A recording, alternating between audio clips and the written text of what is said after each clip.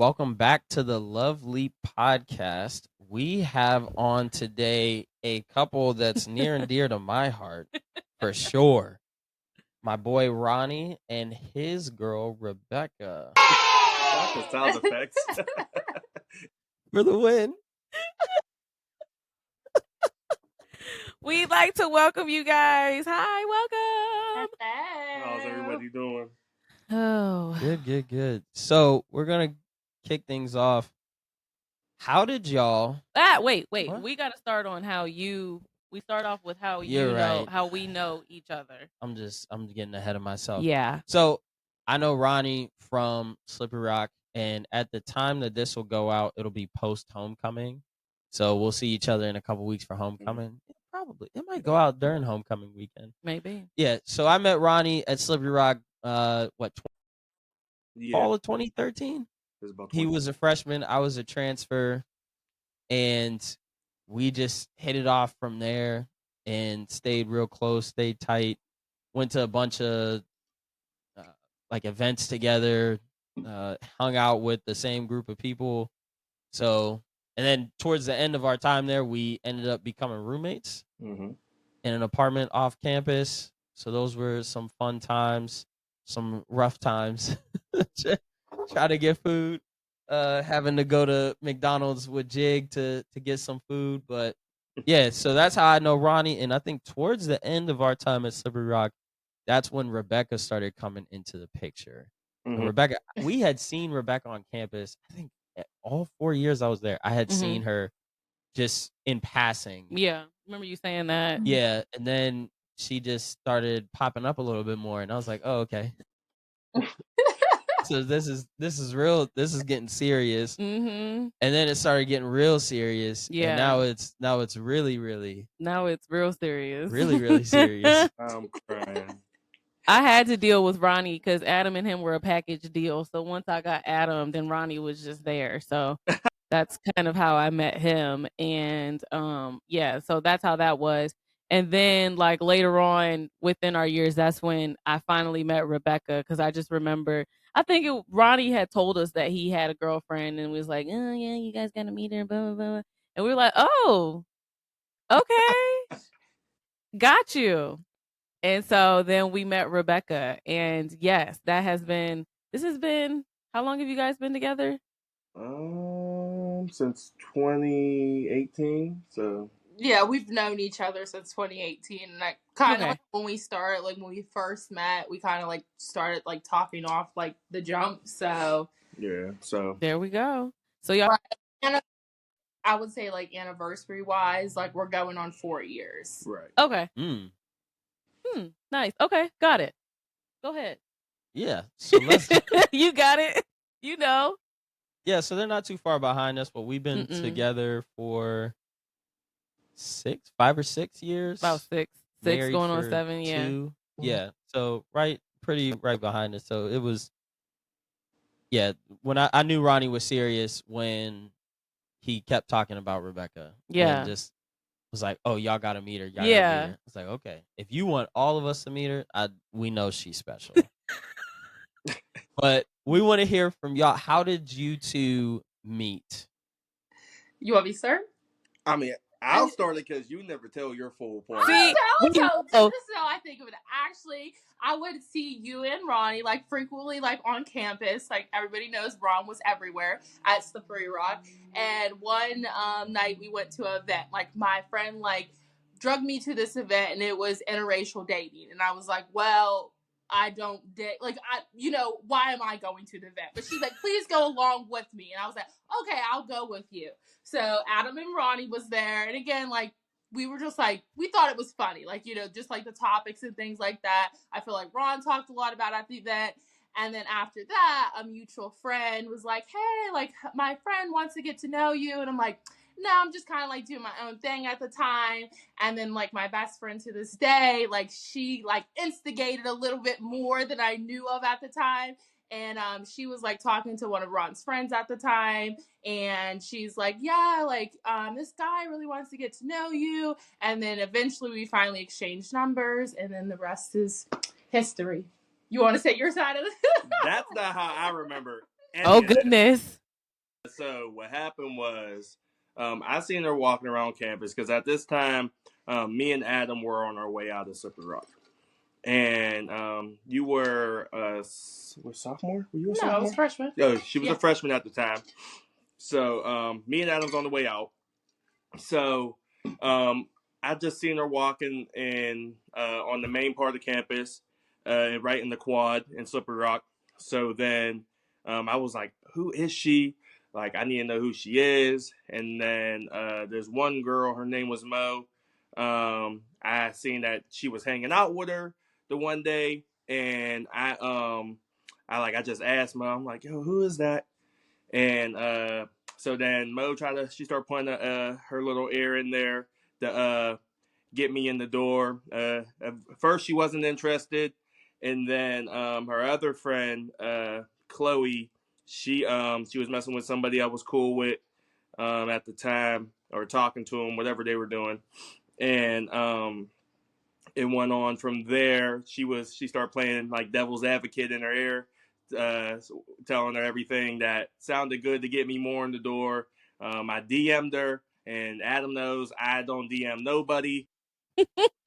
I was bougie. I did not think I needed to do any type of DMing. I forgot about that. And she was giving me dry responses, and then somehow, some way, I made her come because I worked at this desk up in Slippery Rock. And somehow, some way, I made her or asked her to come up to see me while I was sitting there working. And she ended up where the desk was. It was like an information desk so people could come up. And there was like 4 seats, maybe like 20 steps away. She sat at those chairs where I had to sit behind the desk. And we were basically like yelling at each other, like talking to each other, kind of. So that's how it all started off from there. Can I share something else? What? Go ahead. Oh, I actually seen him before he seen me, but I told him, like, I'm going to share actually the first time I ever saw you, like, on our wedding day. He doesn't believe me, but I'm like, I literally, like, I can tell you the first time I ever laid eyes on you. He's like, I definitely seen you beforehand. I was like, I will tell us on a special day. No, she didn't. No, she didn't. I did. I'm just saving it. Was it love at first sight, Rebecca? Absolutely.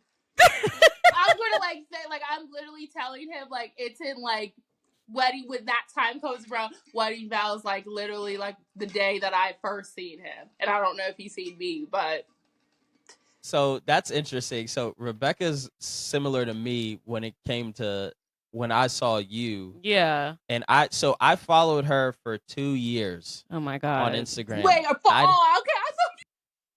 Oh, you were like stalking me? No, I don't think we would have been here if he was stalking me.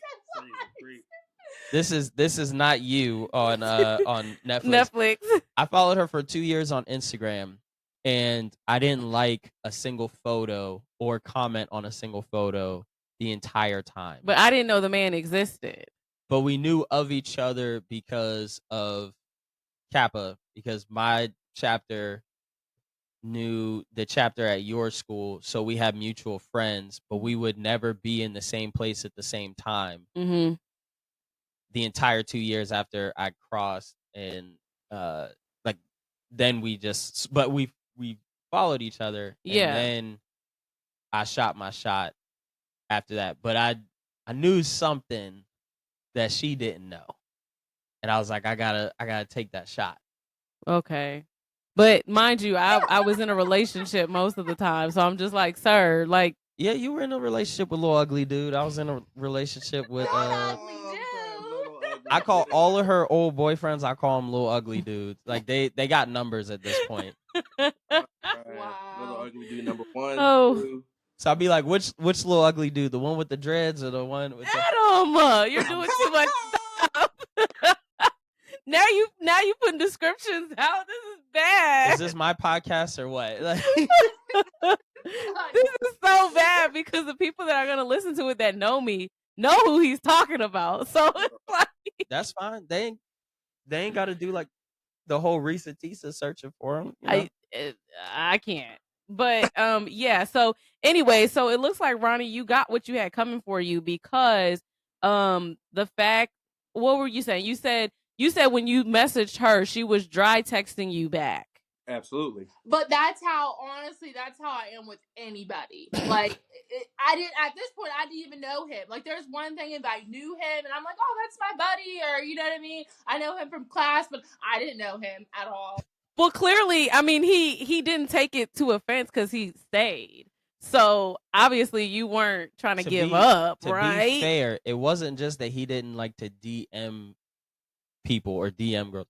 Ronnie's phone, anytime you would pick it up and look at his messages, he averaged over 200 messages unread. It's giving light skin. It's giving too many group messages. Like, it's still like that to this day. Like, I'll just be sitting here and I'll look at my phone and it'll say 149 messages. Like, why is there 149 messages that I have to I don't know, Ronnie. Why is there 149 messages? Because I'm in multiple group message for just friends, and then I'm in the group message with Bum and BB. I got multiple softball group messages.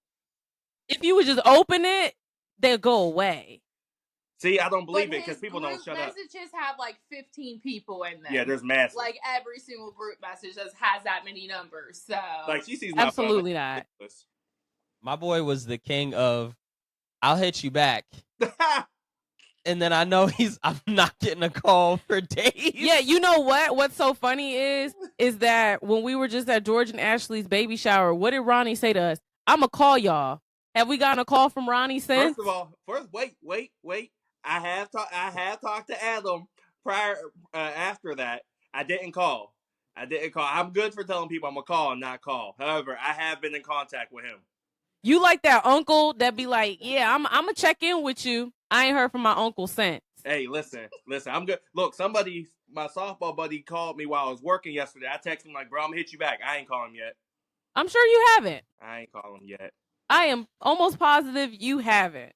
So, but this is great. So let's go ahead. So we're going to go ahead and ask a little bit of questions about the relationship now that we know how you guys kind of got together. What are some things that you guys do to keep it so fresh and exciting right now? Like, what's going on? What's hip happening? Honestly, I think as like we could continue to grow and love each other, we find like different ways. So like last night, like she like helps. She's a cheerleading coach for her high school. So like we don't get to see each other all the time because she has like long days, and I work 2 jobs. So I was off yesterday, for my second job, and when she came in, we were just like real goofy, like out of nowhere. She started dancing, and she said, "Now you go," and I was like, "Oh, we about to battle."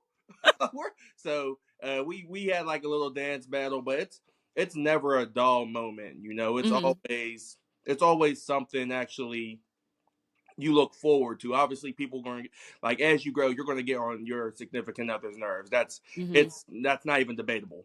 But it's like certain things we do, like we'll be like, what do we want to do to eat? We're going to go out to eat, or we'll cook for each other, like as you should. But like it's just those regular. We're going to sit down, watch movies, just talk, ask each other how our day went, just stuff like that. Yeah, that was so. I just honestly think the presence. We've been living with each other for a year now, and it's just like really nice just like coming home, because it was like going back and forth when we didn't live together. It was like, oh, I only see you on Monday, Wednesday, like the weekend or whatever, just with our crazy schedules. But honestly, our favorite thing to do is just really like relax, like be in the house. We love to eat, so we're always eating something, but we really just have the time of our lives when it's just the two of us. Like we're starting to be very, very similar in a lot of ways, which I don't know if is a good thing or a bad thing. So y'all are living together now. I was about to ask. Yeah. So we started living together not too long after we started dating. Yes, we were shacking up. Yeah, but what is your stance on the whole traditional versus non-traditional approach to relationships? Yeah. And then what was your parents' stance? Yes. I'll say that. What was each of you? My parents, we were actually supposed to live together a lot longer, like a while ago. But my parents are like very old school, but either way, like they will like support it, even they're just like, okay, like that's not, because my mom will say shacking up, like her and Ron had a conversation and everything too. But I think just knowing, like at the time, like my mom knew me, like she's just like, hey, like I'm telling you, Ron, like Rebecca can have her moments, like, you know what I mean? I just don't know if it's just there yet. And then also it was just like, when I moved to Pittsburgh, I was living by myself, and I feel like I really did need that because I learned a lot about myself. And at that time, like Ron was still living with his family, and I really, as much as Ron will say sometimes, he'd be like, I think your mom got in your head, but I was like, no, I said, I wanted you to have that opportunity to be like, I had my own space. I lived by myself before we was just like, you know, the minute you move out, you know what I mean, of your parents' house, we're jumping in like a house together. Like you're constantly always living with someone. But I'm still like very, very thankful that time that we didn't live together, and then it was like when it happened, it worked. Like we've been here for a year. We've honestly, this is probably the best we've been. You know, so I would say when I first told her I'd live with her, I was still under my parents' roof. It was just like it was a nice suggestion, like, because like when you know, right? Like just like when you know you're going to marry someone, you know that's going to happen. Like when you know you live together, that's also like a big step.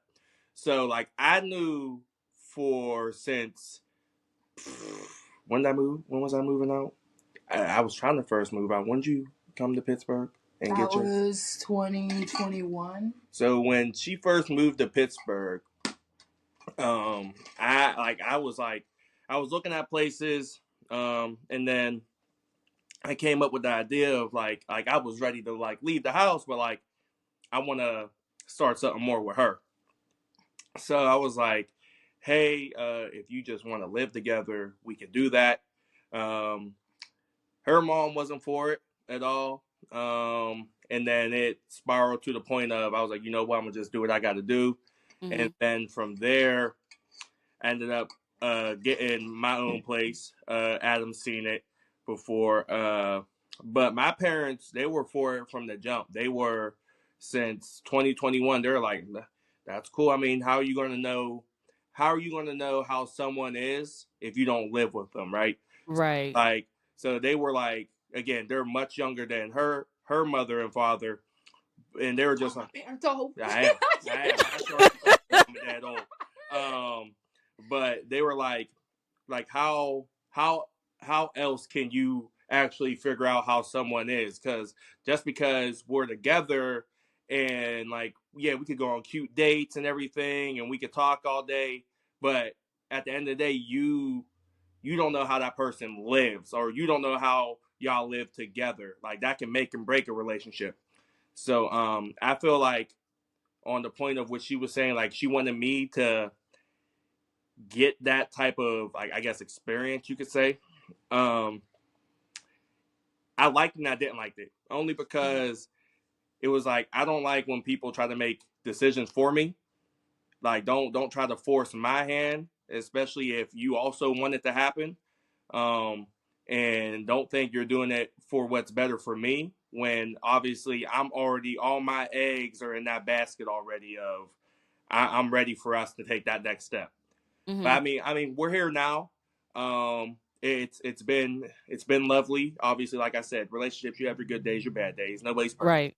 Right. Some days you're gonna wake up on the wrong side of the bed. Don't matter who you are. So it's like, I think this is probably the best we've been, all together. So it's been great. So I do have a question, because like we said, we moved in with each other like right after when we started dating. We were younger, so I was maybe 22. So I'm 28 now, so it's about 22. So you guys are I don't want to say you're old, but you're in the older side of moving in with each other. Do you feel that it's a lot different now that you're older versus like a couple like us? When we moved in, we were younger. I would say, because honestly, like when we were younger, like not saying we acted like kids, but like now it's just like were so much more mature. Like, you know what I mean? Like things that, you know, like we might have like dealt with in the past. It's just like child like stuff. You know? Just because at that point it was just like, yeah, we're adults, but it's just like just dumb little things, I would say. You know what I mean? If we would like argue about when we were like younger, when we were in college. So I would say I feel like if we would have took that step, like say if, you know what I mean, I was a little bit older and I met Ron a couple years before than I actually did, I don't necessarily know if moving in would have been like any better, just with some of the like, just I would say communication, because that was like our biggest thing. Like year 1, year 2 was just communication. Yeah.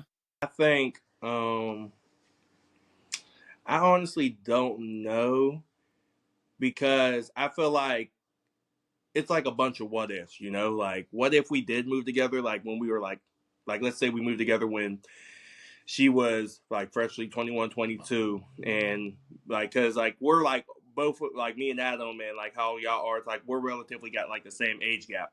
Yeah. So it's like I don't know how it would have like panned out to be, but like I don't think it would have made a difference, because at that point you're living with someone. It's all the things that you were doing then, like being childish. If that was the case, if you're running these streets, you're outside every weekend.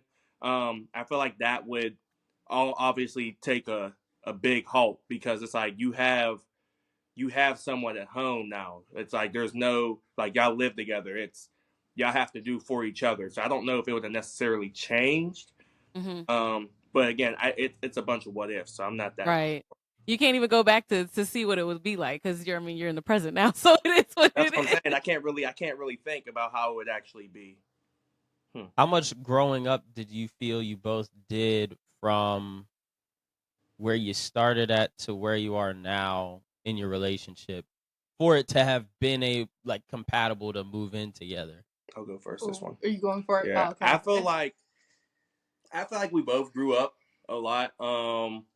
You know, and as days go on, we're still growing, you know. Again, no relationship is 100% perfect. Everybody can make it sound like it is, but it's not.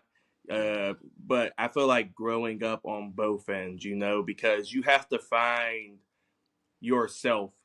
And when you find yourself, you could bring yourself to that person. You don't want to have that person change who you are, but you want that person to build you into what you guys should be together. It shouldn't be right. I'm changing so I could satisfy who she is. I could still remain the same because that's what she fell in love with, or that's what she liked at first.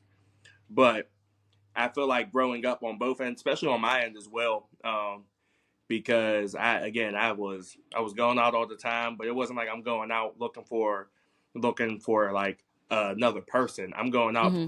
I was all of our friends, Adam could tell you, like, they like to go out, they like to drink, they like to have a good time. Like, of course, it was basically like a fear of missing out. And like, you don't ever know when someone's last time here is, so you always want to go out and enjoy that time. So it was more of, I was young and I wanted to enjoy life. Being in Pittsburgh, it's obviously just like, I know you guys live out in an area that isn't also known statewide as the best place to be, but like but like, you know how PA could be real iffy, so you don't ever know what can go on. But growing up for our relationship, I feel like it was, from where we started, we were so low to now we are probably exceeded a lot of expectations in just a short time that we've been together. Got it. Yeah, remember we was talking about that night when we all went out and your gun got stolen out your car when we went out. I was like, Pittsburgh is just gutter. Wonderful place, you know. Real ghetto. It's Disneyland. It's the best place on earth. Yeah, right. What's your take on that, Rebecca? Like, what do you feel like you guys grew?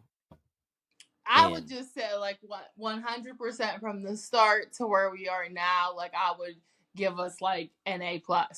But something that I like really like noticed, like when Ron, like, like my like early 20s, like that's when I was like, okay, like this is what adult life is, you know what I mean? Mm-hmm. Just trying to balance things. I feel like now I'm like starting to understand, like when me and Ron first got together, he was like my age what I'm now. So it's like I can relate more because a lot of the stuff I didn't understand because I was just a college kid, you know, and he's out here in the real world. So it's like now part of it's like it feels like it's been hitting me the last like 2-3 years, and I'm like, okay, like I don't think I understood at the time. Like, yeah, it was like communication bad? Like, did we have like ups and downs? Yes, we did. But now it's like, okay, I completely get it. And like just trying to navigate a relationship, life, and on top of all of that, I was like, I feel like that's where I would give us like our most credit. Yeah. Mm-hmm. Cause like I now don't think, he's like, yeah. he gets it because he's like, yeah, like been there, like done that. Mm-hmm. It's just, you know, like days where I'm like having a bad day or just, you know what I mean, generally like a bad year or whatever. It's like he understands. He's like right there by my side because I feel like Mm-hmm. at that time he was like, that's kind of where I was at too. So I was gonna say, I don't think a lot of people realize, even if the age difference isn't like by much, it still is kind of significant. And it's only like that because you have to think about that person was older than you is older than you. So yeah, they're gonna know a little bit more than what you know at that point in time. And it just doesn't seem like it's that much of an age difference. So what? I'm 28, you're 31. That doesn't seem that bad. But he's got me by miles on certain things. And it's like some things I was still learning and I'm looking at him like, what? Like, what are you talking about? Mhm. But he knows this stuff. Just like you said, like you were in college and he was out, he was in the real world. He's seen a lot of things.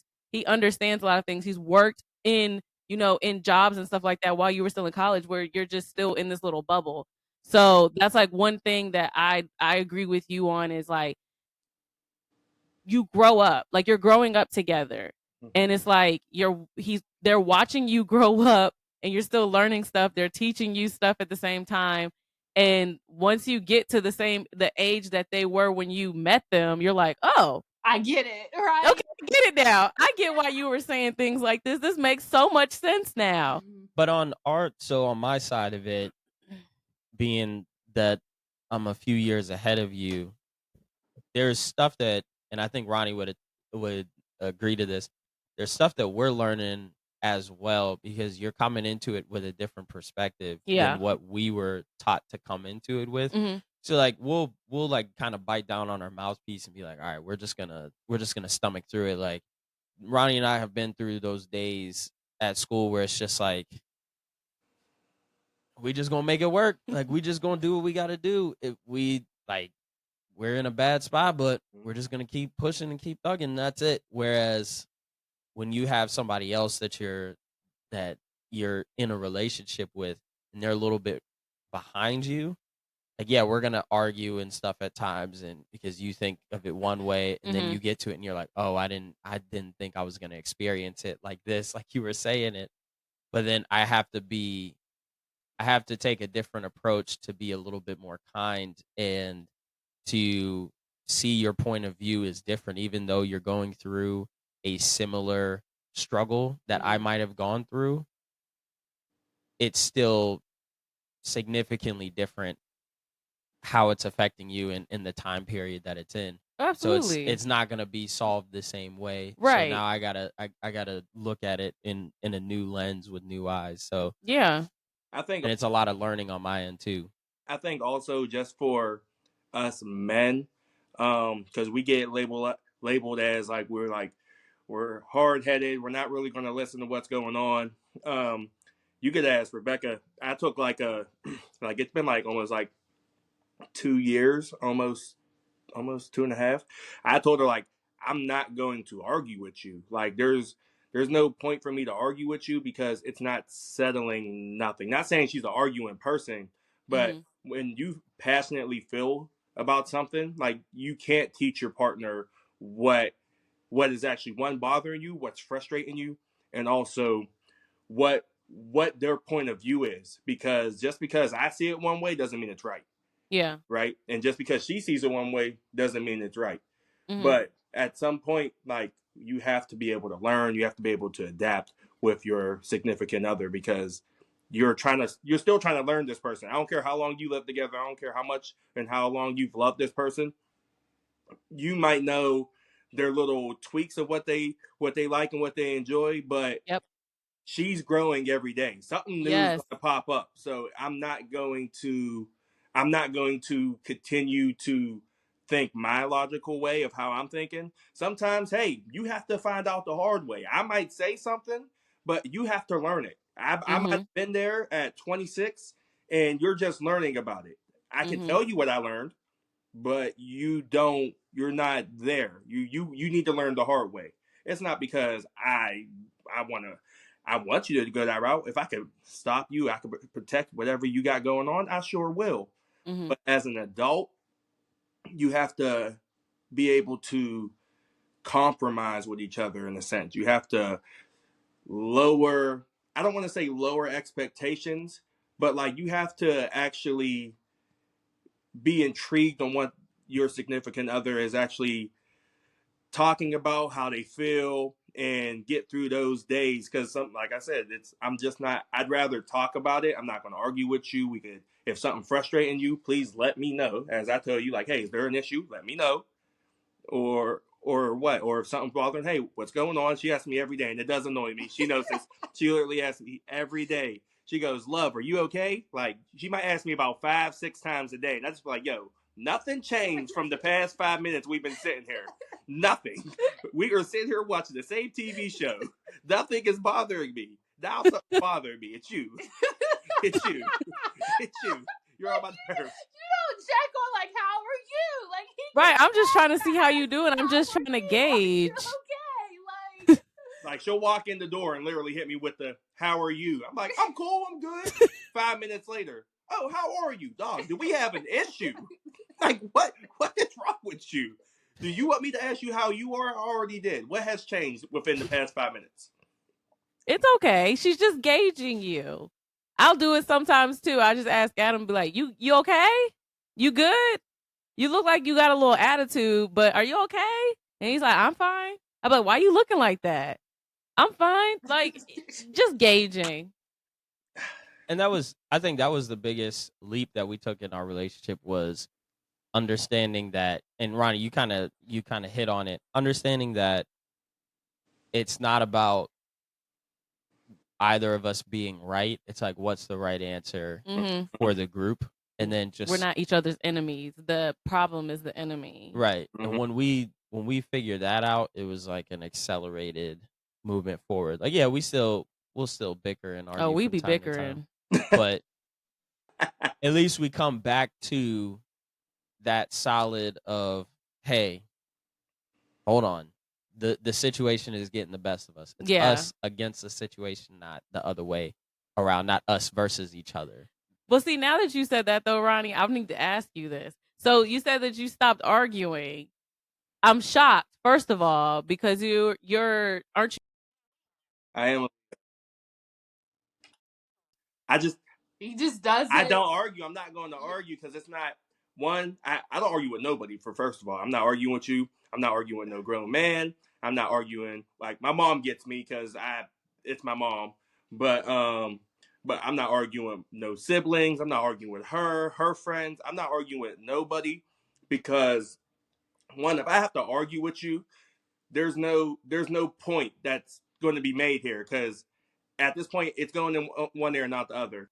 Yeah. And I don't like to raise my blood pressure up, because it's getting to that point of now we're going one way, and the one way is not going to do no talking, and I don't want that. Like, it got to the point where, just going off of me and her, it got to the point where we're arguing and it's affecting our relationship. And it's going to the point where it's like, I'd rather just talk to you. Like, you can still be passionate in what you feel. Like, if you have to raise your voice a little bit to get a point across, cool. But let's not go any further than that, because then it's coming off as disrespect. Right. So it's like, I'm not going to argue with you because it's not beneficial for either one of us. Because I care that much about you that if I argue with you, I clearly don't care what is going on your point of view. Yeah. If I'm able to calm down and listen to what you're saying, then I can take it in and I can adapt. That's literally my approach. I literally don't argue with her. Like the other day we got in, like, she said something to me. She was mad early in the morning, and I just said, you know what? I don't know if I want to talk to you, because it's like just being completely honest. Because I'm like, there's just ways you have to go about things, right? Like, and like there's days like we need to not talk all day because like we're frustrated at each other. That's fine, but he didn't like my tone, so he can't. I don't. Wait. He was going to work, and again, I'm like just now waking up. I said, "Hey, what do you want for dinner?" Meanwhile, we like similar things. So but wrong. Wait. No. Wait. I'm gonna let you finish. We eat similar things, but a lot of it's different. It's different, right? So he says, "Surprise me," and I instantly get annoyed. You can see it, like hear it in my voice. I'm like, "No, I'm not surprising you. Tell me what you want, because we don't like." I was making shells probably for myself. Ron doesn't like that, so it's like, "What are you in the mood for?" Like, you know what I mean? Because things that I love, he doesn't like. So I said, "There's no surprise here." So mind you, it's 9 a.m. Like, the sun just came up, dog. It's 9 a.m. I didn't really have to be at work till 1. I got there at 10 because I didn't feel like arguing or dealing with none of the negative energy that she was disputing into my day. So I said there's no surprises in a rude way. No, because 1, she knows what I'll eat and she knows what I like to eat. So there's ways she can maneuver this. So it was the simple fact that it was nice at first. She was like, "Babe, what do you want to eat?" Well, she didn't call me babe. She calls me love. She said, "Love." She said, "What do you want to eat?" Like, it's still half sleep. So, like, she's literally just getting up. And I said, I don't know. Just surprise me. Like, you know what I want to eat. Just surprise me. So then she goes, "Love, what do you want to eat?" At this point, like, she's still asleep, but she's getting mad. I can hear her tone. So then I said, "Just surprise me." And she goes, "Love, you're making me mad." So I said, whoa. Like, I said, whoa. I said, "You have a good day. Go do what you got to do. Have a great day." So at this point, like, I'm going to go get a shower. And then so I hear her footsteps. And I'm like, "Oh, well, she's up." So then I get out. I'm getting ready. He's crying. Adam is over here crying. So listen, wait. I'm not, wait. Like, her tone was just unreal. So then I get out, and then she tried to, like, I don't know what was up with her, but she tried to flip the whole thing and try to put on this nice persona. She goes, "Hey, love." And I'm like, wait a minute.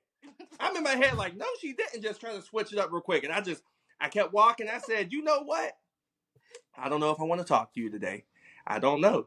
Because if you're waking up at 9 a.m. mad, you must have had some bad sleep. And I don't want nothing that's going on with that." But I told her, I was like, there's just ways you could talk to me. Like, I don't care how you talk to people outside. Like, you don't talk to your significant other like that, because you're not going to ruin my day because you want to wake up asking a question. I gave you an answer. That's what you're not going to do. So saying have a good day before you take a shower. What do you want? That's crazy. Saying have a good day before you take a shower is wild. But my two things. Wait, first of all, we've got 2 big problems here.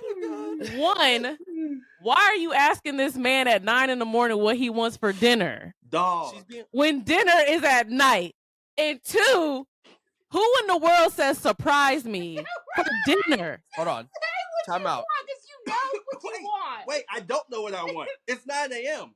Well, you don't know. Yeah, you don't know what you want because it's 9 a.m, Rebecca. Hold on. Time out. I don't know what I want. I'm low key, and so I'm low key on Rebecca's side. Wait, no, you gotta tell them. We argue about food quite often. So in our premarital counseling, this is real bad. This is how bad it is. With our therapist, she gave us this system to use because a lot of our arguments would start from like, what we eating for dinner. What are we eating for dinner? Anisha's palate changes hour by hour. Okay, I'll just say it that way and be nice. That's not true. So when I ask, hey, what do you want for dinner? When I ask, what do you want for dinner? She'll say, oh, I'm not sure. What do you want? And then I'll start rifling off you answers. gotta say it exactly how I say it too, because I know you're gonna do it. Who's this sound like? Listen. Wait, so then she'll be like, I'll give her options. She'll be like, no, no. I stop at 3. I stop at 3 options.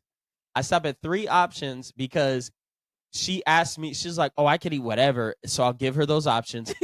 She says no to all 3 of them. I stop and I say, you know what? You don't know. So our therapist told us, when we get to that step of what do you want for dinner, Anisha is supposed to give me 3 options of where and what. Like if it's we're gonna eat out or whatever, give me where you want to go and what you want. If I'm like bringing the full order, the full order, and then I pick out of those 3, and that's your surprise. And I would have been fine with 3 because usually we'll name off things, but a surprise, no, not when we don't eat the same thing. So I can see why she got upset. I would have got upset. I would have got pissed too. Absolutely not. I would have told you to have a good day, Ronnie. Let me go to the bathroom since you're calling me a liar. So she's lying. Let me tell you something. Typically, when we go through what are we going to eat, I give her multiple things. I'll say, oh, so for instance, her birthday was the other week.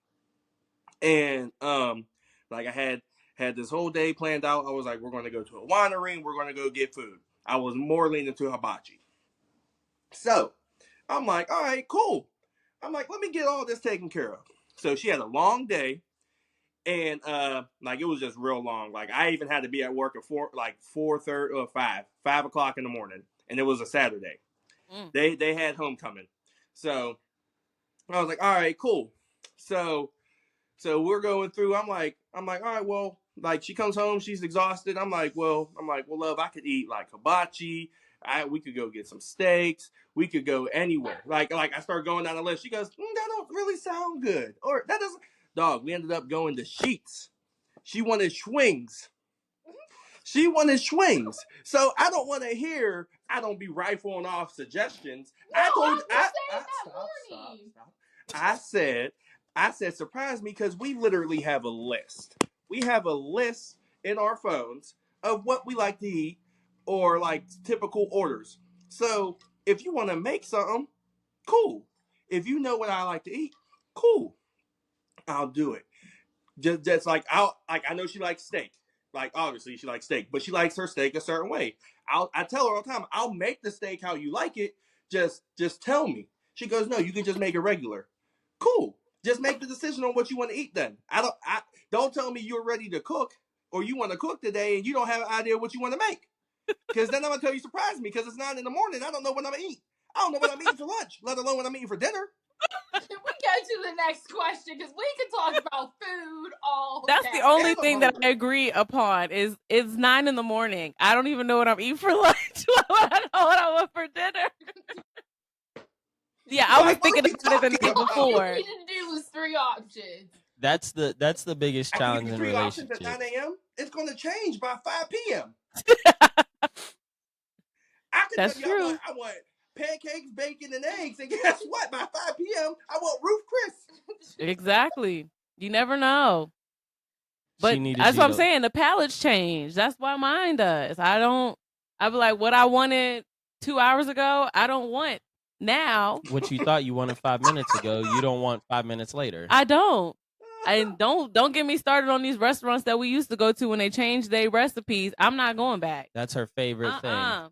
They changed their recipe. That's how I RIP to that restaurant. Because we ain't going back. Once I say that and I say, ooh, they changed their recipe, we're not coming back. Our services are no longer there. The recipes. No, we're absolutely. Done. So when we come to Pittsburgh, expect not to go to Fridays. Oh, we don't go to. I don't go to Fridays. Yeah, no. Fridays did go down. Yeah, once they changed the menu stuff. Hold on. Time out. Fridays didn't go down when you stopped going. Fridays been Sorry, You part of my stopped. phrase. Friday's been ass. You stopped going when they changed the recipe on. They changed their potato skins. Yeah, and therefore, me and my family, we do not patronize that was at Friday. But that was years before Fridays went down. Probably a decade I stopped before. eating there. You know what? Their potato skins did go down. I'll give you that. Yep, they used to have really good potato skins, and then once they changed their little nasty recipe to the one they got now, they lost my business. Because we went there. Remember the little chicken, that special like barbecue sauce that they have? What is it? Is that barbecue? The Jack Daniels, I think it is sauce. So I always just get the tenders with the Jack Daniels sauce, like, and then they're come out burnt. I gotta send them back every time. See, it's a real thing. Yeah, no. And I can taste when they change recipes on stuff. So I'm counting on certain restaurants like Wingstop not to change their ranch, because once they change their ranch, I'm out of there indefinitely. I'm done. I can't. You have to get their Louisiana rub. That is fire. We get it. We haven't had it in a while, but when we get it, it never misses. Never misses. I'm one of those that sticks to the basics. I don't like to change up what I usually get, because then if I don't like it, I'm going to be pissed. And I don't want to waste my money, because then I'm going to really be pissed. Anisha, that's not true. You know. You go to restaurants all the time, and you will be, I'll say, stick to the basics. And I'm like... And then you're like, oh, this sounds interesting. Let me get this. And it's nasty. And I'm like, I don't like it. And I said, we're coming back here, and you're going to get a basic meal. Like, stick to the basics. Oh, well, they got chicken tenders. Oh, I'm going to go for this, like, this lobster thingy or whatever, like, that you never, ever eat. And you're just like, let me be adventurous. No. Don't do that. The problem is, I think I'm like on a TV show, like a Housewives TV show or something like that. Like, cameras are recording me, so I have to try all these extravagant things and not be basic. So I try all these food trying to think that I'm just like a gourmet person, and that's what I like, and it'd be nasty. Not at all. So I'll say she'll try more things than I do. But like I guess we've been trying to. Yeah, I feel like usually if we go to like places that we always go, we always get the same things. We're not switching. I will say she made me into a big Applebee's person, because they have that deal at, what time is it? Like 9 p.m., 10 p.m. for appetizers. Oh yeah, the appetizers. I love Applebee's appetizers. Yeah. When we started dating, that's all we went to was Applebee's. Yeah. We used to be up in there in that thing like swimwear. Applebee's was the way to go. For sure. Okay. Now we're Dave & Buster's, but you know. Dave & Buster's is trash. Ooh. But after I seen their bathrooms, I said we won't go back in there. Absolutely not. That's the Pittsburgh location. Probably, yep. That's the waterfront location. Yeah, y'all gotta come out. Ruined it for everyone. Yeah, the food was hot, because I remember I had that salad. Whatever you was gonna get, they was out of that day. You ended up getting something else. Yeah, and then we had the people. They then we went upstairs to play the games. I went to that bathroom. I said, we won't be back. Yeah, no, we're saving up coins to get a PS5 from there. So yeah, really, we doing real good. I don't know why you laughing. We doing real good. Really, what Dave & Buster's needs to do is just sponsor us and then just give us the points to get the PS5. But you know, they could do that. Let's see. They could do that. So we just went the other day. We are at level 5. We're icon status. Oh wow! You get freebies when you do. Yeah, you get freebies when you actually do this stuff. We have like I think close to 40,000 points. We have 38,792 tickets. Wow. Yeah. How many do you need for the PlayStation? 160,000. Wow.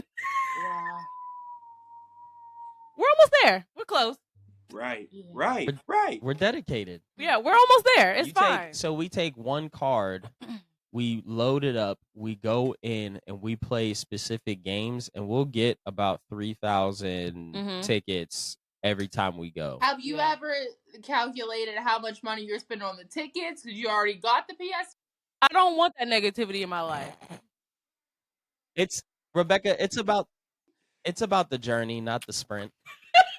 It's about the journey, not the destination. You know, so we're doing it together. Yeah, we're gonna spend more money in buying tickets and tokens. To be fair though, I don't know though, because we like to go on the half night game nights on Wednesdays. So Wednesdays they have it where the games are half price, and then when you keep getting on these new levels, they give you stuff. So like this new level that we just reached, we got 100 tokens for free, because technically not for free. I mean, we paid and then we play, but you get them every single time you get to new levels.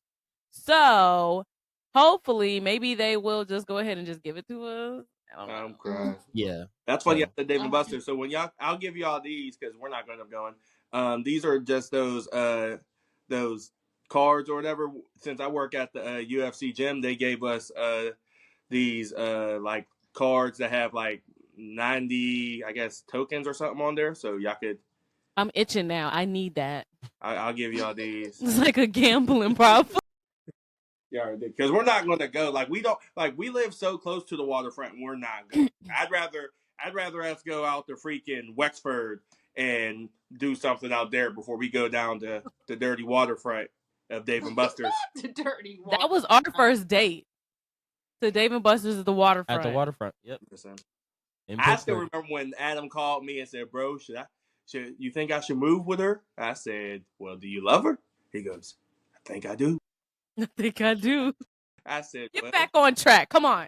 So we got 2 segments for you guys before we get to the rapid round. Well, 2 segments left. The first one is the couples question. So this is a question that our audience, well, not our audience. This is a question that the last couple gives to whoever's going to go next, and they don't know who's going next. So they just leave a question. And then they're going to listen in for the response. And then you guys are going to leave a question for the next one. Yeah, but we'll do that off. We'll get your question off camera. So their question was, how do you plan on loving your partner through the transitions and changes of life? You want us to both answer? Yes, solo. You can go first. I already know how I'm going to answer. I would just say, honestly, just being able to grow with your partner and realizing, like, I think we kind of talked about it earlier today, is like, you're not going to be dating the same exact person or marry the same exact person forever. Like, everybody's going to change, like, whether it's in good ways, bad ways, and you just have to kind of stick through them through every step. Because I know we've done a lot of changes, like, good and bad. And just like knowing that, you know what I mean, I seen like change in him. It's all been good though. So it's like, I'm very proud of it. He's seen change in me where there's areas where he's like, oh, I don't want to go back to that. You know what I mean? So it's just like being with your partner and just knowing that like everybody's going to grow and change. Just like 25-year-old me or 25-year-old Ron is not what we're going to get with each other for the rest of our lives. Mm-hmm. I think, and can you repeat the question so I could give you the exact answer? Yeah. How do you plan on loving your partner through the transitions and changes of life? Something. No, let me go. So I think, because I mean, we went through different periods of just your life of what you've been going through. Yeah. I think one of my biggest ways that I've continued, no matter what she's going through, I've learned to, when she vents about it, to not give my thought or opinion on it, because that's not what she's asking. Ooh. She's literally she wants to vent. I don't need to respond. I don't need to add my input. I just need to be supportive. So I think through any different trial that she expects to go through, the most I need to do is 1, be there, 2, have her back, because just because you're there doesn't mean you have the person's back, and 3, have that landing ear to give her, because again, just because she wants to express to me about something that's frustrating her or something that's going on doesn't mean she wants me to give her a response. Because as we talked before, I have the way I go throughout life is a lot different than how she would go throughout life. So I may say something to try to pick her up and be like, you know what, like you could do it, but it doesn't come out that way. And she may take it like, oh, I'm being unsupportive. Oh, I don't have her back. So it's like I've learned to honestly just lend that ear and be supportive. You know, that's my biggest thing. And I would you go. And I would say like another thing is just like patience, like through it all. Like I was very, like, I've been very, very patient with Ron, and he's very, very patient with me. On some days, it doesn't feel like we have patience for each other, but that really, like, is the key. If there is, like, a part in life where you hit and you're just like, whoo, like, this has been rough, or, you know what I mean, I'm just ready to, you know what I mean, turn the page on this. It's just, like, having patience and just staying consistent. Absolutely. Mm-hmm. All right, so my last question, and then he's going to do rapid fire with you guys. What's next for your relationship? You want me to start? You want to say my hopes? Whoever wants to take that one my away. hopes. Well, I'm ready for my housewife era. I'm ready. I told Ron, I was like, I mean, I don't have any kids, but I was like, I will have as many kids as I want to have, like 5, 6 kids. But like, I know in this day it's probably not happening, but genuinely, like, I think I'm just ready for like the next. I feel like we're finally there. I told him, I was like, I'm just like very happy that we had time for just us. Like, and we didn't try to, like, you know, rush in, like, oh, you know what I mean? Like, we're having a baby, or we try to, like, move far away. Like, we just had time just for us, and we're really, like, still enjoying that. And I think we're being a little bit too selfish with it. It's, like, just me and him, like, all the time. But I will say, like, just, you know, looking at, like, in a few years and things like that, I'm ready to have a family. Adam, you can put your glasses on the opposite way again, because boy, that threw me for a loop. Well, Ron, we're being realistically, those are like my fantasy dreams. I'm like, oh yeah, absolutely. Like, I would have 10 kids, but realistically, 10 I would want 2 or 3, just because I come from a big family, and I just know how, like, having, like, how my brothers and sisters, like, mean to me. Now, Ron is just like, him and Evan, like, they have a good bond and thing, but I don't think he's always, like, knowing, like, how many people's, like, around, just like in my family, like, there's tons of kids. Like, I just have a lot of immediate family, and that's just kind of how I want my kids to feel. I just don't want to have one and be done, but who knows? I could be that person. I have one and be like, absolutely not. I'll go see my nieces and nephews for this, but 1 is a choice, 2 is a lifestyle change. Yeah. No, it's 3. Isn't 3 a lifestyle change? Or is 1 is a choice, 2 is an accessary, 3 is a lifestyle change. Yeah. And beyond that, you're just asking for. Asking. I honestly think the next step in our life. I don't know why she just jumped straight to housewife. She sure did. She just jumped straight to housewife, which is insane to me. That I would say definitely marriage is definitely in our future. And then I'd like to see where we go from there. Clearly, if I was able to afford a housewife type of lifestyle, sure, go right ahead, you know. However, the way this economy is going nuts and the way that these interest rates are, it's very different. But marriage is definitely in our future. But that would, shoot, if that's the case, I want to be a house husband. How about that? You could. Oh my God. We'll applaud on house husband. I want to be a house husband if that's the case. My God, no. But no, all seriousness, I do believe marriage is in our future, and you know, I mean, when that time comes, it comes. You know, there's no timetable on love. You know, it's all about when it's right for everybody. You know, just not one person.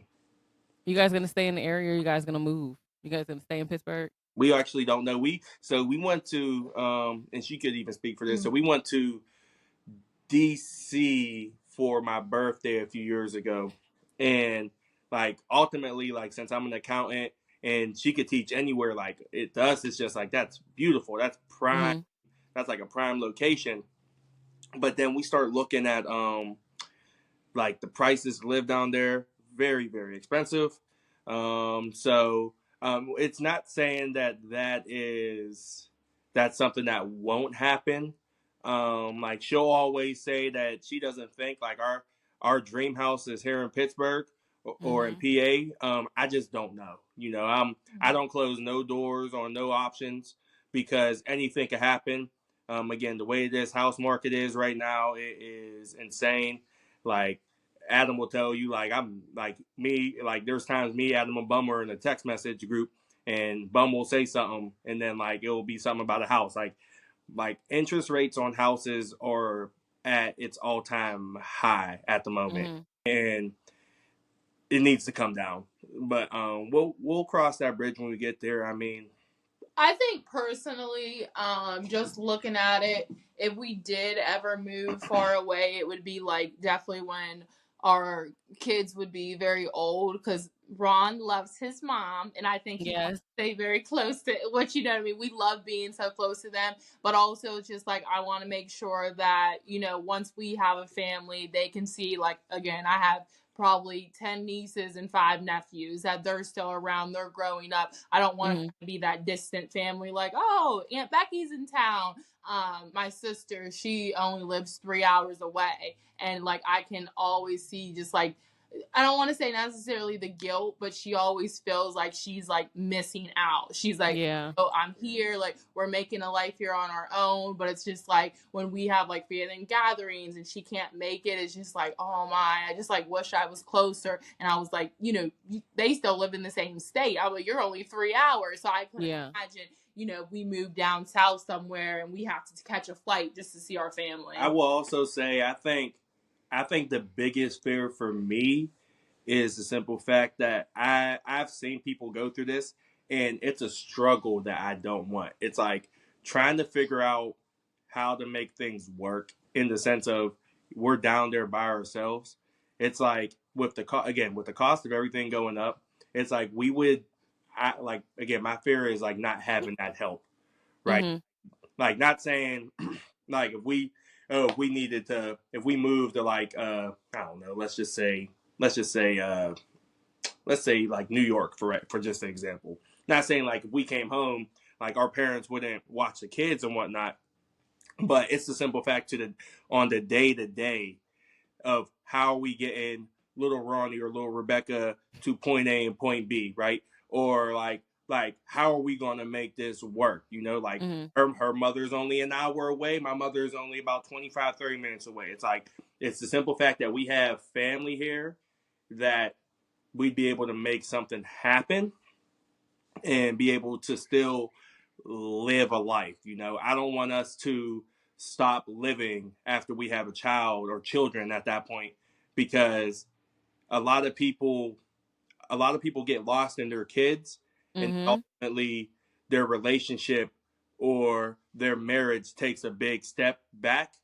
And it's like, I still want us to be able to get them same butterflies when we see each other. And I still want us to actually walk in and be happy after we see each other after a long day of work, and not be like, oh, dang, we got more responsibilities at the house. That's not going to change.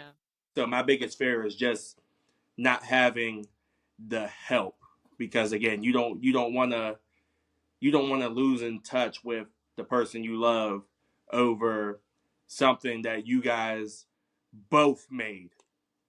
I think you end up figuring it out, right? Like you just make it work. I know because we went from being 8 hours away. Well, it was longer than that when we lived in Virginia. Nine from your parents.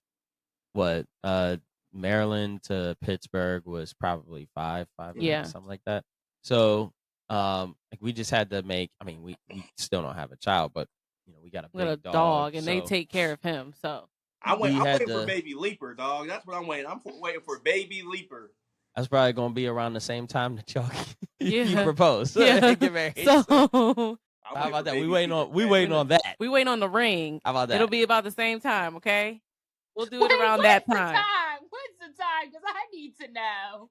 I won't say he won't lift up, and I've been given like real basic, like just I'm like, could you just answer this, yes or no? And he's like, no, I'm not. And then she'll get mad at me, like, sit down. Yeah, exactly. Yeah. Here's the thing, and I had to tell Anisha this before I proposed. That proposal day is not. It's not about you, Rebecca. It's not your day. It's not your day. It's not. Facts.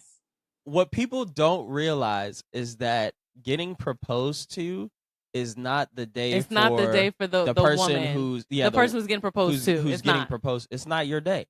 It's the day of the person who's choosing to. I take that back. Not the woman. It's whoever's getting proposed to. Sorry. You took it back. Grammatically correct. Right. It's the person who's getting down on one knee. Yes, it's and their is saying, day. I want to live the rest of my life with you. It's their day. It is. You're just the recipient I of wasn't it. trying to make it about me. I just wanted to know, just like a general, like, hey, we talking about 5 years? We talking about next year? Just a very basic, like, literally basic questions. I'm not telling you that because then you get mad that you knew some stuff. Right. Trust me. Well, I think everyone that I know that got engaged, like, they've had a feeling. Like, you know, it might have not happened that day, but they're just like, oh, I know. Like, you know, even when my sister got engaged, I very much, like, I try to keep it from her, but I was like, oh, she definitely knows she's getting engaged today. Like, there was just no... And you'll know too, so relax. Yeah, I talked to your mom knew. Like, you know, it's just like... My mom knows. Yeah. I've talked to Adam about it. I've talked to Bum about it. Everybody has some sort of idea of, they know I'm going to propose. Don't nobody know the exact day, but it's going to happen when it happens. So you want it to be more of a surprise. Trust me. Like, you don't want it to be that you start piecing stuff together, because then it's not going to be, I don't want to say it's not going to be as authentic, but it's not. It's kind of not. Like, personally, Adam told me, we got into a little spat this one day when we were out at my parents' house, and he goes, you acting like this, like I didn't just ask your father for your hand in marriage. Oh, well. I said, excuse me? Acting up. Adam's out of pocket. Adam, let me tell you something. Adam, like, that'd be okay with me, because I'm like, oh, I don't know if you're gonna do it tomorrow or in like 2 years, because either way. No, but you got to think about it. When they say that, then that means that it's coming up. Yeah, but either way, like, it didn't matter if you would have asked my dad when you first met him. Like, it doesn't. I don't think it necessarily matters when you asked them. It kind of. It kind of does. It do kind of matter. Kind of matter. Like, you're definitely within. You're within a certain time frame. Now it's coming. You know, you only have 30 minutes. 30 minutes. 30.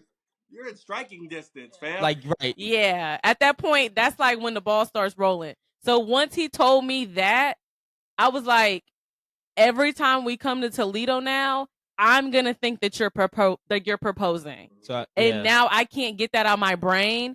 Because anytime you get down to tie your shoe, I'm going to be like, it's happening. And it's not even going to be that. So that you told me that, now I'm pissed. And we had to keep it from, I had to keep it from certain family members of hers, because some people can't hold water.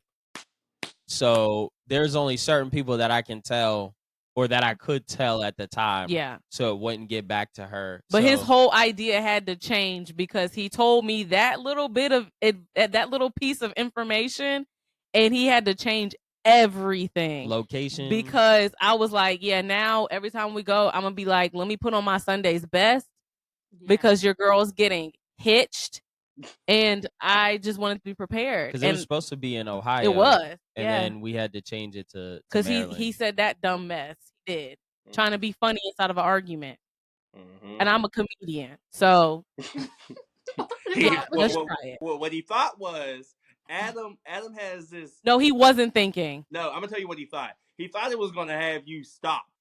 Yeah. From your bickering. But what he doesn't realize is that he opened up a new door of Pandora's box. Now you got me mad. Now you got me even more mad. It was shape up or ship out. He was like, he thought that I was gonna stop in my tracks and be like, oh, babe. That's exactly what he thought. That's exactly what he thought. And you know, see, I would have been all proud, be like, okay, we're on board. See, even if Ron, you would have got the thumbs up from me. No, I would have been like, I'm like, all right, I need to make sure like nails, lashes are done. I'm like, it's coming up soon. Let me just get on my toes. No, I was pissed. You can ask him. I looked at him and I said, now why would you tell me that? And he was like, well, wait, let me ask, did you know, like, did you have a feeling it was coming, or did you have no, like... No. I had told him I wanted this to be, I don't want to know nothing. I said, I don't want to know nothing. This man was not as slick as he thought he was. I saw the box. I saw the ring box because he was like, "Can you please go on my phone and text so and so?" And it's sitting right there. You didn't see the box. I saw the Zales box. You didn't see the box. And I saw the text message that said, "I got the ring." Time out. You didn't see the box because the message that you saw, we were on our way to the 4th of July weekend with your parents. The same weekend that he asked my dad for my hand in marriage. The ring didn't come until August because it was on back order. Oh, so then I saw the text message of him saying, "I got the ring." I got the ring, meaning I purchased it. She thought I had it. She never once found that ring because I put it in a spot in my car, my Hyundai, rest in peace, where she hated. The ring in your car?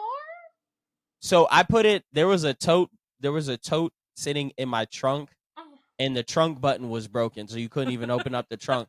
And I hid it inside of that tote, deep in there. She hated getting in that car unless she was a passenger. She would not. I can't drive stick shift, so I wasn't getting in it. So there was no point in her trying to get in my car. So I knew she was never gonna find the ring. But do you know how risky that was, though? That you had to get that ring out of there, and you proposed, and then that same couple days after your car caught on fire. Gotta risk. Yeah, that's literally nuts. Could you imagine if? Yeah, you would have been messed up. Well, it wasn't in the glove box; it was in the trunk. So I would have got it way before if my car caught on fire prior to us me actually proposing. Anyways, but like we're saying, just you don't want to know nothing. Don't let him tell you nothing. Just leave it. I'm not, and again, like surprises, but not when they're for me. Well, too bad, Buttercup. Next question. Everything's gonna be a surprise, regardless. I mean, you're gonna have to be the center of attention this whole time. Because think about it, you getting proposed to. Technically, it's his day. You still gonna have a bridal shower. That's about you. A bachelorette party. That's about you. And your wedding day. That's definitely about you. And then once you have kids, it's all gonna be about you too. So you're gonna have to just get used to it, Buttercup. That's it. The kids definitely 9 months of pop. Yeah. So everybody's gonna be worried about you. So I mean, you're gonna have to get used to it for. Once you get engaged and then however long y'all plan on planning, it's okay. My brother and my sister-in-law don't like being the center of attention, and at their wedding, they barely was on the dance floor. People was dragging them out. See, Ron loves it, so it keeps us balanced. Because now we know he do. Because we know he does. Because this man do too. So yep, he loves it. Yeah, that's how we're gonna be at your wedding. Hey. All right, let's get to this rapid fire round. So they kind of answered the first one, but we'll do it anyways. The idea of the rapid fire round is you get, let's say, like 5 seconds. 5 seconds to answer. 3. They only need 3. Oh, sorry, 3 seconds to answer. They really only need 1. So it's quick. Ooh. Gut reactions, quick answers, and we're gonna hit it right now. So who made the first move? Me. Ron. You just kind of go, yeah, maybe. Who said I love you first? Me. Who's the better cook? Me. Whoa, interesting. You cook more now. I cook better. He cooks more now. Okay. Who's the better driver? Wait. Who's the better driver? Dang. Who's more organized? Are you? We're honestly the same. I would say me by a smidge because we're pretty much the same when it comes, but me by a smidge because there are certain things where I'm like, I have to have a certain way. And he's like the same way, like with his shoes, they have to. Oh, yeah. I was about to say. With his shoes, I was thinking he'd probably be. That's why I said, are you? Neither one of us are neat freaks, but I will say by probably like 2%. I just have to be. Right. Okay. Next question. It's a rapid round. Yeah. Who has the better fashion sense? Me. I gave you drip. Spell drip before you got with me. Time out. She did.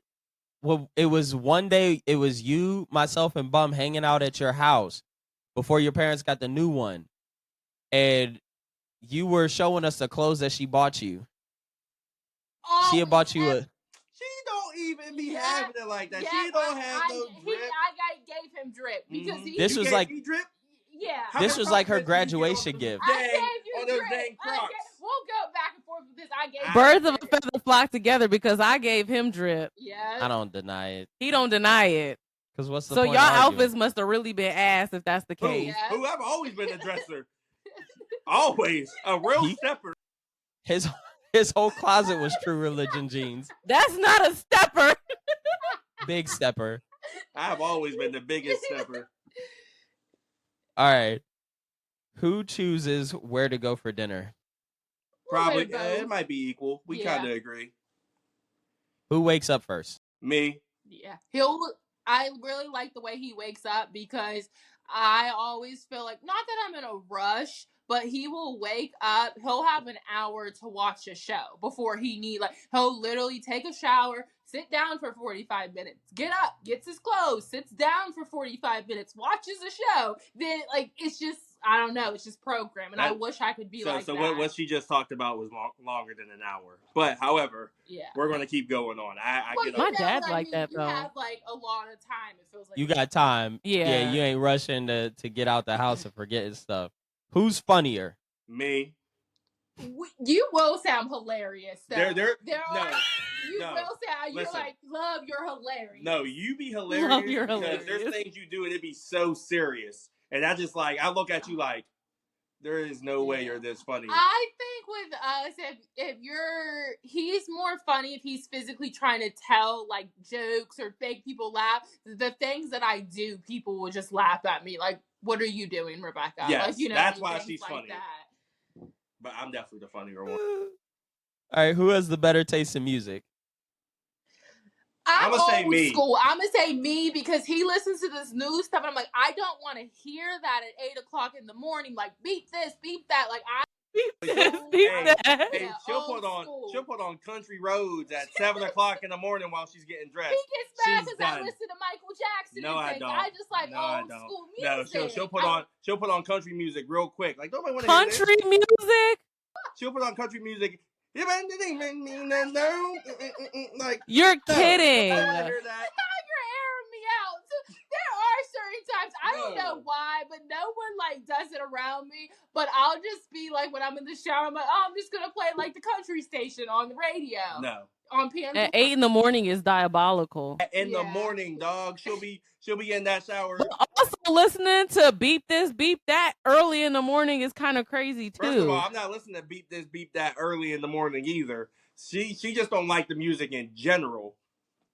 Yeah, I don't want to hear cuss word after cuss word. I'm I'll instantly and I think my mom is like that too. Like, my mom generally just doesn't like listening to music, but the minute she hears a swear word, she's like, turn that off. So I'm kind of like that when I'm in the car, when I repeatedly hear it's just inappropriate stuff. I'm like, get that off, and I'm annoyed at that point. No, I don't want to hear country. That's one thing I will never listen to. Never listen to country in the car. That's just me if I'm doing something in the car. It's crazy. All right, who has the better taste in movies? Me. Because she don't watch. She don't really watch I fall asleep. Yeah, he knows every show, every single movie. I fall asleep. Oh my God. And last question, who is more romantic? Oh, I say I do a lot more romantic stuff. So okay, he's gotten. So I've been romantic since the jump. I've always played. I will say he's gotten so there are small things. I'm like, wow, you know what I mean. I didn't think you would think of that. So I think you've gotten a lot better. But if we're talking about the span of us knowing each other, I'm the more romantic person. I will say the last couple years, I'll give him it. But just in general, it's me. Yeah, it's me. Nah. If anything, we'll agree it's 50-50. We'll agree. So I'm tired of this 50-50. 50-50. What's the most romantic thing Rebecca has done for you? And then what's the most romantic thing Ronnie has done for you? I think the most romantic thing... There's a lot. I don't think I could just nail it down to one thing. But it's I think the biggest thing she did for me, I mean, it wasn't it was a date night or anything like that. It was a Christmas present. It was more of the compassion behind the gift she got me is because my grand passed away, and she put all these pictures in this cube, and I have it in my office. And that's probably the biggest romantic thing because it was just it was such a hard time, and she took the kindness out of her heart and made that. So that's probably the most romantic thing that she's done romantic things other than that, but that's probably the most romantic thing that I take very much. So I feel like I can't say just one, but the thing I appreciate most is like the notes. Like Ron is like very, very thoughtful. It's like hard for me to like put words on paper. I don't know, I'm just bad at it. But when he writes me just like literally notes, it could be like a gift or just little like he'll leave me a note when I come back from work, and I really like appreciate those. I want to say that's the most romantic thing he's done, but those are the things that I like enjoy the most. And not knowing what he wants for dinner, but that's okay. Crazy. The shade is crazy. Anisha has a theory, and we'll finish with this, that the man has to, for the relationship to really last. Oh no, that's not a theory. That was, somebody said it, and I was like, that's actually kind of true. She said it the other day. For the relationship to be really strong and last, the man has to love his partner more, just a little bit more than his partner loves him. You can have a conversation with it. Look, we'll go back and forth all the time, and I'll be like, I love you more, or whatever. And she'll be like, love, you don't even know how much I love you. I'm in my head like, that means nothing when I know for a fact I love you more. Like, literally love you more. And she'll try to die on that hill like, no, you don't. All right, woman, what you want to eat? Yeah. No, yeah, we definitely understood that. Part of me does feel like it can't be like 50-50. You know, there is someone that needs, I don't want to say, like, I don't even know if, like, love more, like, care more, but just one person that's, like, a little bit, just, like, a smidge, and that's me. Yep. No, you don't. No, you don't. Me. And that's me. She just got to win something. She wants to win it. No, she just wants to win something. You got to let her get a participation award. Not participation. Her participation award is her ring. There you go. You see what type of friends you are? Get that ring. We've been pulling for Rebecca's ring for some years now. So she's still sitting on the bench. Put her in, coach. Put her in the game, coach. She's the star player. I used to say that all the time. Before he even proposed, he'd ask me to do something. I'm like, there's no ringy on my fingy. I'm still riding the bench. Put me in, coach. I think I'm starting, like, I noticed the last couple months I'm starting to do the, like, smart comments, and he's getting annoyed with it, but I'm also like, come on now. I'm like, that's wife duties. I'm a girlfriend. What are we doing here? And he'd be like, you right, there's no ringy on your fingy. I'd be like, Your free trial has expired. Hey, pay $5.99 for the next right. Now it's time for the monthly payments. Yeah, welcome to death row. Absolutely. Death row. Lord it's Jesus. okay. 30% off for the year. Mm-hmm. Are we done with Rapid? Is there more questions? I don't know. Yeah, Rapid is over. Thank you all for taking the time out of your busy schedules to come and hang out with us. We're going to have to definitely spin the block on this when you guys get engaged and then when married. You get married, because we want to follow the transitions. We'll have to do this in person to one of these ones, but that's cool. Other than that, do you have any last words, any final thoughts for the podcast? Thank you for having us. I would absolutely. I'd say continue to grow. Don't stop doing what you're doing. As Adam knows, me and Bum, we're doing the whole YouTube shenanigans with our videos. At a point in time, you may feel like you're hitting a wall. Find other ways to honestly expand what you're doing. You know, I love what you guys got going on right now for the podcast. Obviously, you know, I care deeply about y'all, so I'm always supporting from all the way over here. But again, there's going to come a time where you feel like everything you're going over is repeated. You may feel like you're getting bored with what you're doing, and you may feel like there's not many other outlets to what you guys are looking to do.